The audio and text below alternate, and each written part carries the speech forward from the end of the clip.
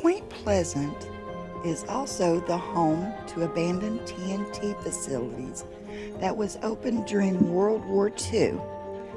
At its height, it employed some 3,500 workers and manufactured around 500,000 pounds of TNT every day. The factory closed shortly after the war ended and left more than 8,000 acres to be repurposed. 3,655 acres of that is now a wildlife management area. Although the buildings had deteriorated and had to be demolished to keep people from exploring it and possibly injuries, the roles of some 20 bunkers remain. The bunkers was where the TNT was stored.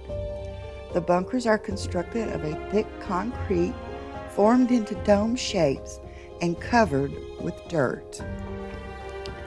In the late 1966 and early 1967, many of the Mothman sightings were around these areas, leading people to think this was either the origin, the home, or the hideout of the cryptid.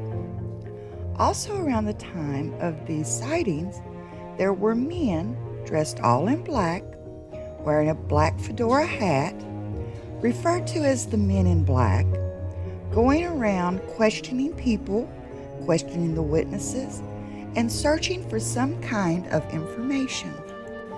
Who these men were and whom they worked for is also a mystery. It was later revealed that the area was horribly polluted with TNT and other chemicals that they had been storing in the bunkers, and it was seeping into the ground and the local waterways. In the 70s, these bunkers were declared an environmental disaster, and the EPA began a massive cleanup. It was reported that in 2010, one of the bunkers exploded soon after 20,000 pounds of unstable material was found still on the property. This could make a person wonder if the Mothman was a harbinger of doom, as everyone said, or was he there to warn the people of a possible disaster, a guardian of the environment, so to speak. And who were these men in black? Were they there to investigate or to cover up? If to investigate, then what were they investigating?